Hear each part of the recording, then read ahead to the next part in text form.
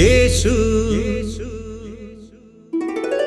ആരിലും വലിയവൻ വലിയവൻ.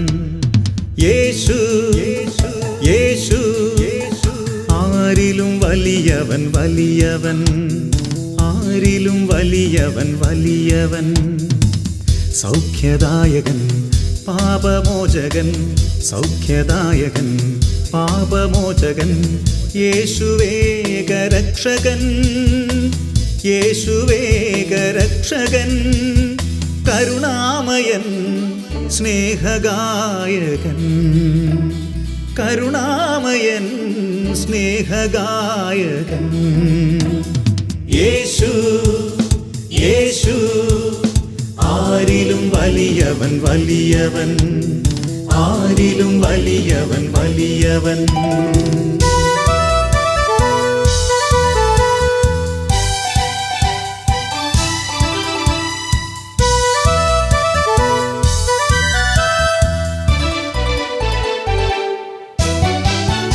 അത്ഭുതങ്ങളുടെ രാജാവ്, വിടുതലിൻ്റെ ആത്മാവ്. അത്ഭുതങ്ങളുടെ രാജാവ്, വിടുതലിൻ്റെ ആത്മാവ്. ദുഃഖവും ഭയവും നിരാശയും എല്ലാം വിട്ടുപോകും. ദുഃഖവും ഭയവും നിരാശയും എല്ലാം വിട്ടുപോകും. യേശു യേശു ആരിലും വലിയവൻ വലിയവൻ. യേശു യേശു ആരിലും വലിയവൻ വലിയവൻ.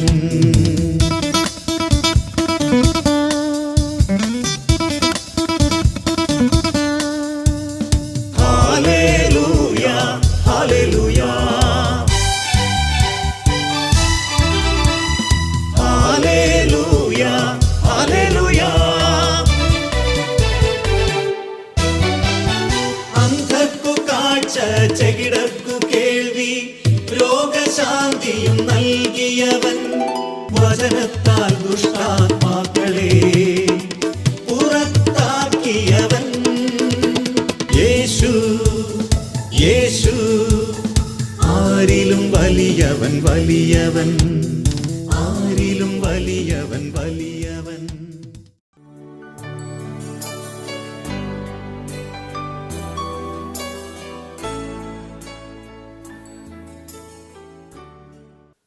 യേശുവേ നന്ദി, യേശുവേ സ്തുതി, പരിശുദ്ധാത്മാവേ നന്ദി. പിതാവായ ദൈവമേ, അങ്ങയുടെ പുത്രനായ യേശുവിൻ്റെ പരിശുദ്ധ രക്തത്താൽ ഞങ്ങളെല്ലാവരെയും കഴുകണമേ. ഈ വചന ശുശ്രൂഷയിൽ പങ്കെടുക്കുന്ന എല്ലാവരെയും അങ്ങയുടെ ആത്മാവിൻ്റെ ശക്തി കൊണ്ട് നിറയ്ക്കണമേ. ജീവിതത്തിൽ അനുഭവിക്കുന്ന സഹനങ്ങൾ, അതിൻ്റെ വില ദൈവജനത്തിന് മനസ്സിലാക്കി കൊടുക്കുവാൻ തക്കവണ്ണം പരിശുദ്ധാത്മാവെ അങ്ങയുടെ ശക്തമായൊരു ഇടപെടലിന് വേണ്ടി പ്രാർത്ഥിക്കുന്നു. ആധ്യാത്മിക ജീവിതത്തിലെ വെല്ലുവിളികളെ ധീരമായിട്ട് ഏറ്റെടുക്കാനുള്ള വലിയൊരു ആത്മാഭിഷേകം ദൈവജനത്തിന് മേൽ പകരണമേ. യേശുവേ ഞങ്ങളുടെ കരുണയായിരിക്കണമേ. ഈ ശുശ്രൂഷയിൽ പങ്കെടുക്കുന്ന എല്ലാവരെയും അങ്ങ് സമർത്ഥമായിട്ട് അനുഗ്രഹിക്കണമേ. അത്ഭുതങ്ങളും അടയാളങ്ങളും അങ്ങ് ചെയ്യണമേ. അങ്ങയുടെ വചനം ശ്രവിക്കുന്ന മാത്രയിൽ അനേകരെ അങ്ങ് തൊട്ട് സൗഖ്യമാക്കണമേ. സഹനങ്ങളിലൂടെ കടന്നു പോകുന്നവർക്ക് ആത്മബലവും ശക്തിയും നൽകണമേ. യേശുവേ നന്ദി, യേശുവേ സ്തുതി, യേശുവേ മഹത്വം. Praise the Lord. ആധ്യാത്മിക ജീവിതം ഒരു വെല്ലുവിളിയുടെ ജീവിതമാണ്. ഒരു ആത്മീയ മനുഷ്യൻ്റെ ജീവിതത്തിൽ പതർച്ചകളും തകർച്ചകളും ഉണ്ടാകും. ഒരാത്മീയ മനുഷ്യൻ്റെ ജീവിതത്തിൽ എപ്പോൾ വേണമെങ്കിലും കാൽത്തന്നെ വീഴാൻ ഏറെ സാധ്യതകളുമുണ്ട്. കാരണം തിന്മയുടെ ശക്തികൾ അലറുന്ന സിംഹത്തെ പോലെ ഒരാത്മീയ മനുഷ്യനെ ചതിയിൽപ്പെടുത്തുവാൻ, വീഴിക്കുവാൻ വേണ്ടി പരക്കം പായുകയാണ്. ഒരു ആത്മീയ മനുഷ്യൻ ഒരു യുദ്ധക്കളത്തിൽ നിൽക്കുന്ന ഒരവസ്ഥയിൽ തന്നെയാണ്. ഒരാത്മീയ ജീവിതം നയിക്കുന്ന ഒരു വ്യക്തിയെ സംബന്ധിച്ച് ആ വ്യക്തിയുടെ ജീവിതത്തിന് അനേകം വെല്ലുവിളികൾ ഉണ്ടാകും.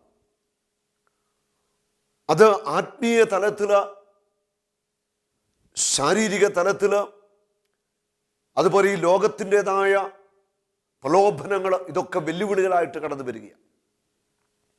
അപ്പോൾ ഒരു ആത്മീയ മനുഷ്യൻ ശരിക്കും ജാഗ്രത ഉള്ള വ്യക്തി അല്ലെങ്കിൽ,